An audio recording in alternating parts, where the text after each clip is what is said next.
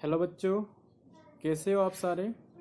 तो last video में हम पॉलीमर चैप्टर स्टार्ट किया था। पॉलीमर्स में हमने पढ़ा था कि हमारे पास जनरल पॉलीमर्स क्या होते हैं, वो हमारी नीड क्या है, उनकी हमारी डेली लाइफ में कहाँ इस्तेमाल होते हैं। अब उसके बाद हमने उसके बारे में पढ़ा था कि उसके जो मोनोमर के बेसिस पर उनको हम किस तरीके से क्लासीफाई करते हैं। तो हम क्लासिफिकेशन पढ़ रहे थे कि एक जो हमारे पास सिंपल है वो है होमोपॉलीमर एंड सेकंड है कोपॉलीमर, या उनको बोल देते हैं हम मिक्स्ड पॉलीमर। उनके बारे में ऑलरेडी डिस्कस कर चुके थे। उसके बाद जो हम डिस्कस कर रहे थे कि सोर्स ऑफ अवेलेबिलिटी, कि हमारे जो इन्वायरमेंट है वो वहाँ पे कैसे प्रेजेंट है, कि इन्वायरमेंट में नेचुरली प्रेजेंट है या फिर वो मैन मेड है या फिर सेमी सिंथेटिक है। तो सिंथेटिक और मैन मेड, इनको हम ऑलरेडी इनके बारे में डिस्कस कर चुके हैं।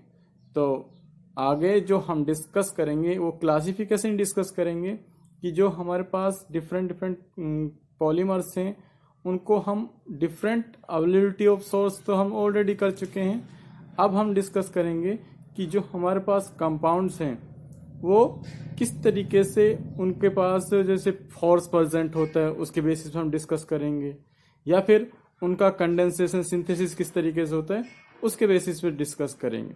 Okay, hope all the students like my video. Thank you. ये करते हैं कि हमारे पास क्लासिफिकेशन बेस्ड ऑन स्ट्रक्चर है। तो स्ट्रक्चर के बेसिस पे हम किस तरीके से क्लासिफाई करते हैं कि फर्स्ट है हम स्ट्रक्चर, उसका स्ट्रक्चर किस तरीके का है इसके बेसिस पे हम फर्स्ट है हमारे पास लीनियर पॉलीमर। अब जैसा ही नेम इंडिकेट कर रहा है कि लीनियर है, लीनियर मतलब सीधा, तो ये जो कंपाउंड होंगे जो पॉलीमर्स होंगे वो हमारे कैसे होंगे, वो एक सीरीज में अरेंज होंगे बिल्कुल सीधे। इसी तरीके से वो हमारे पास मान लो CH2 डबल बॉन्ड CH2, अब इसी सीरीज में वो कंटिन्यूसली इस तरीके से चलते चले जाएंगे, तो उनको बोला जाता है लीनियर पॉलीमर। तो हम सिंपल ये कह सकते हैं कि linear polymers are long chain polymers. Okay, तो जैसे इसके एग्जाम्पल होते हैं बहुत सारे हमारे पास, ये मोस्टली जैसे पॉलीथीन, यही कॉमन एग्जाम्पल है इसका, पॉलीथीन। और जो आप देखते हो PVC पॉलीविनाइल क्लोराइड होता है वो भी हमारे पास क्या है, इसी का एग्जाम्पल। नाइलॉन है वो भी इसी का एग्जाम्पल है। पॉलिएस्टर है, ये सारे किसके एग्जाम्पल हमारे पास, लीनियर पॉलीमर्स। इसके मोस्टली जो कंपाउंड्स होते हैं इस तरीके से होते हैं, लीनियरली अरेंज होते हैं। सेकंड जो बात करेंगे वो हम बात करेंगे ब्रांच्ड चेन पॉलीमर। अब नेम इंडिकेटर कर रहा है ब्रांच भी और चेन भी है। इसका मतलब कि वो कंपाउंड्स कैसे होंगे, स्ट्रेट भी होंगे, लीनियर भी होंगे, एंड साथ में क्या होगा उसमें साइड में क्या होगी, ब्रांचिंग होगी। यानी ऐसे कंपाउंड्स जो ज्वाइन होते हैं, जो मोनोमर्स ज्वाइन होते हैं, join together to form long chain with side chain, यानी लॉन्ग चेन भी हो और साथ में क्या हो, साइड चेन भी हो। तो उस टाइप के जो पॉलीमर्स होते हैं उनको हम कहते हैं कि ब्रांच्ड चेन पॉलीमर्स। क्लियर। तो हम इसके बारे में और इसके जो एग्जाम्पल्स हैं वो होते हैं, जैसे हम इसको ग्लाइकॉन है, ये भी एक हमारा क्या है, ब्रांच चेन है। ऐसे ही स्टार्च है, ये इरेगुलरली पैक्ड होते हैं, इनकी जो पैकिंग होती है इरेगुलर होती है, उनका फिक्स्ड अरेंजमेंट नहीं होता। कहीं पे मान लो यहाँ स्ट्रेट चेन है, यहाँ पे ब्रांचिंग हुई, यहाँ पे फिर स्ट्रेट चेन है, तो इस तरीके से होते हैं। क्लियरली। नेक्स्ट जो हम डिस्कस कर रहे हैं क्रॉस लिंक्ड, और दूसरा बोलते हैं हम उसको नेटवर्क पॉलीमर्स। अब एक नेटवर्क का मतलब होता है किसी का जाल, कि एक जैसे हमारे पास बहुत सारे मान थ्रेड्स हैं, पॉलीमर्स हैं, स्ट्रेट चेन है, अब इस तरीके से भी हैं साथ में। अब ये क्या हो गया, एक मेस बन गया, एक जाल बन गया, तो इसको ही क्या बोलते हैं, क्रॉस लिंक्ड बोलते हैं। तो इसमें क्या होगा, मोनोमर्स कैसे अरेंज होंगे, monomers are cross linked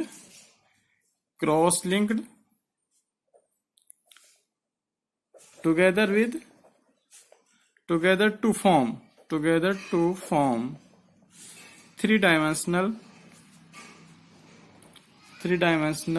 network. Okay students, इसमें मोस्टली जो कंपाउंड्स होते हैं वो कैसे होते हैं, हार्ड होते हैं। जो पॉलीमर्स होंगे वो कैसे होंगे, हार्ड होंगे, हार्ड भी होंगे और क्या होंगे, रिजिड भी होंगे, कठोर वही होती है, ठीक है। और ब्रिटल भी होंगे। ब्रिटल क्यों, क्योंकि उसमें कैसा present, because of network structure. Okay students, तो इसके एग्जाम्पल जैसे आप देख सकते हो, बेकेलाइट होती है, बेकेलाइट ये मोस्टली आपके जो गाड़ियां वगैरह होती है वहां पे इस्तेमाल किया जाता है। एंड नेक्स्ट है मेलेमाइन। मेलेमाइन वो आपको स्विचेस वगैरह में यूज किया। फॉर्मल एल्डिहाइड, ठीक है। रेजिन, ये सारे किसके एग्जाम्पल हैं, आपके क्रॉस लिंक्ड या फिर नेटवर्क पॉलीमर्स। तो ये तो हो गया on the basis of structure. Next हम पढ़ रहे हैं on the basis of molecular force, classification on the basis of molecular force। Molecular force के बेसिस पे किस तरीके से है, इसमें हम क्लासिफाई करते हैं कि हमारे पास एक कंपाउंड है और दूसरे कंपाउंड्स के साथ, एक मोनोमर है दूसरा मोनोमर है, उसके साथ वो कंबाइन हुआ। जब कंबाइन होगा कोई ना कोई फोर्स तो लगेगा, एक दूसरे की तरफ अट्रैक्ट होंगे, तो अट्रैक्ट होने का क्या बोलेंगे, उसको कोई ना कोई फोर्स एक दूसरे को अट्रैक्ट करेगा और उसी के अट्रैक्ट की वजह से क्या होंगे, एक दूसरे के साथ जुड़ जाएंगे। तो इसमें मोस्टली जो कंपाउंड्स होते हैं वो डिपेंड करते हैं उसकी tensile strength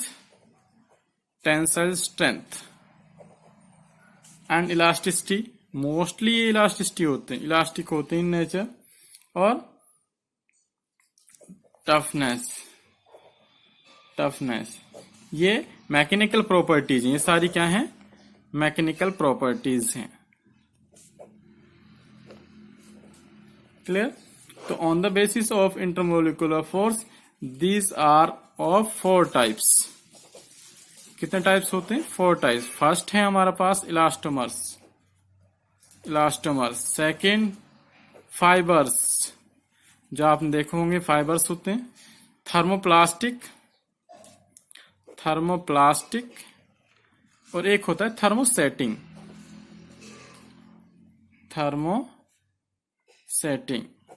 polymers. Okay students, elastomers, the polymers in which the intermolecular force of attraction between the polymers chains are weakest or elastic in character, like rubber। एक रबर हुई, अब रबर को आप एक्सटेंड करोगे, जितना वो स्ट्रेस अप्लाई करोगे, stress apply करने के बाद वो क्या करेगा, अपना शेप चेंज होगा। शेप चेंज होने के बाद क्या होगा, वो टोटली अपना शेप चेंज करने के बाद जैसे ही हम उस स्ट्रेस को वापस रिलीज करेंगे, वापस वो क्या करेगा, रिगेन कर लेगा अपना ओरिजिनल शेप। ओके, तो ये हो गया हमारे पास किसके बारे में, इलास्टोमर्स के बारे में। इसके बारे में एक इम्पोर्टेंट चीज क्या है कि एक साइंटिस्ट था चार्ल्स गुडईयर, जिसके नाम से आज तक टायर बिकते हैं। आपने देखा होगा कि बहुत सारे जो गाड़ियां होती हैं उनके ऊपर गुड ईयर लिखा होता है। उसका मतलब क्या है, वो ऐसा नहीं कि वो किसी कंपनी है उसका नाम गुड ईयर है, नहीं। वो जो एक चार्ल्स गुड ईयर नाम का साइंटिस्ट था, उसने 1839 में उस टाइम क्या किया था, जो रबर था उसको क्या किया, रबर को क्या किया, हीट किया। नेचुरल रबर को क्या किया उसने, जो नेचुरल रबर था, रबर में क्या ऐड किया, सल्फर ऐड किया। 3 to 5% सल्फर ऐड किया, और सल्फर ऐड करने के बाद उसको क्या किया, उसने हीट किया। हीट करने के बाद क्या हो गया कि जो रबर था उसकी जो टेंसाइल स्ट्रेंथ थी वो क्या हो गई, स्ट्रांग हो गई। अब वो नॉन स्टिकी भी हो गया और इलास्टिसिटी भी ज्यादा हो गई। और इसी सल्फर की वजह से क्या होता है, इसमें क्रॉस लिंक तो होती है, तो इसी सल्फर की वजह से क्या होता है कि जो रबर होती है उसकी प्रॉपर्टी बहुत ज्यादा स्ट्रांग आती है। वो जैसे ही किसी भी शेप में कन्वर्ट हो जाए, अगेन वो क्या कर लेता है, वही शेप रिगेन कर लेता है। ठीक है, तो prevent the chain from sleeping past each other when force is applied. Okay, तो इसमें जो मोस्टली इलास्टोमर्स का जो एग्जांपल है उसमें मैं आपको मोस्टली एग्जांपल्स बता दूं। जो आपका ब्यूना एस है, ये अभी और डिटेल में चलेंगे। ब्यूना एस है, ये एक पॉलीमर है। ब्यूना एन, ये भी एक पॉलीमर है, बस डिफरेंस क्या है, ब्यूना एक एस है, एक एन है, और एक नियोप्रीन है। ये मोस्टली जो इम्पोर्टेंट एग्जांपल्स हैं, और ये मोस्टली इन दोनों ब्यूना एस और ब्यूना एस में से मोस्टली आपको एग्जाम में भी मिलेंगे। ओके, तो ये हैं उसके बारे में इम्पोर्टेंट चीज। नेक्स्ट है हमारे पास फाइबर्स, जो सेकंड टाइप्स हमने डिस्कस की थी। कौन सी है, fibres. Fibres, these are the polymers have strong intermolecular force, strong intermolecular force between the chains. इसमें क्या होगा, या तो हाइड्रोजन बॉन्ड होगा, हाइड्रोजन बॉन्ड होगा, या फिर होगा dipole dipole interaction. Okay, dipole dipole interaction. इसमें जो आपके एग्जाम्पल हैं मोस्टली इसमें भी इसी तरीके से होता है, ये कंपाउंड्स। तो क्या हो गए, इनके बीच में इंटरेक्शन होता है। एग्जाम्पल्स क्या हो गए आपके, नाइलॉन 6,6 टेरिलीन, टेरिलीन होता है। एक सिल्क होता है, मोस्टली सिल्क की साड़ियां होती हैं, जैसे टेरिलीन टेरिकोट होता है उसको, उसी तरीके से टेरिलीन होता है। ये वही चीजें हैं आपके पास। इसलिए मोस्टली क्या बनाया जाता है, फाइबर्स बनाए जाते हैं, थिन थ्रेड्स लाइक बनाए जाते हैं, और फैब्रिक्स में यूज होता है। ये बहुत ज्यादा यूजफुल होता है मोस्टली डेकोरेटिव वगैरह के लिए, उनके लिए हम मोस्टली यूज करते हैं। ओके, नेक्स्ट है हम बात करेंगे थर्मोप्लास्टिक की। Thermoplastic, thermoplastic are easily soften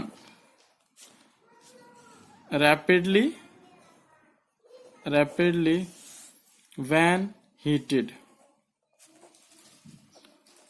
इसकी इंपॉर्टेंट चीज क्या है, थर्मोप्लास्टिक और थर्मोसेटिंग की। जो थर्मोप्लास्टिक होते हैं उनको क्या करते हैं, गर्म करते हैं, तो वो इजीली हीट हो जाते हैं, और हीट होने के बाद क्या हो जाते हैं, सॉफ्ट हो जाते हैं। और जैसे हम उसको कूल करते हैं, ठंडा कर देते हैं, वो कैसे कन्वर्ट हो जाते हैं, बिल्कुल ब्रिटल हो जाते हैं। उनकी प्रॉपर्टी कैसे हो जाती है, चेंज हो जाती है। तो ये क्या होता है कि इनके बीच में इंटरमोलिकुलर फोर्स होता है, उसकी वजह से ये इन दोनों के बीच का होता है, या तो इलास्टोमर्स के बीच का या फिर फाइबर्स, इन दोनों की क्रॉस लिंक के बीच के होता है। क्लियर। तो जैसे हम इसको हीट करते हैं, मेल्ट होता है, मेल्ट होने के बाद वापस से कूल करेंगे तो वो दूसरे फॉर्म में कन्वर्ट हो जाए, जिस तरीका का हमें प्रोडक्ट चाहिए होता है। इनके जो एग्जांपल्स हैं वो क्या हो सकते हैं, polythene, okay, styrene, PVC, polyvinyl chloride, और टेफ्लॉन भी लिख सकते हैं आप, ये भी इसका एग्जाम्पल। क्लियर। नेक्स्ट जो बात करेंगे वो बात कर रहे हैं हम थर्मोसेटिंग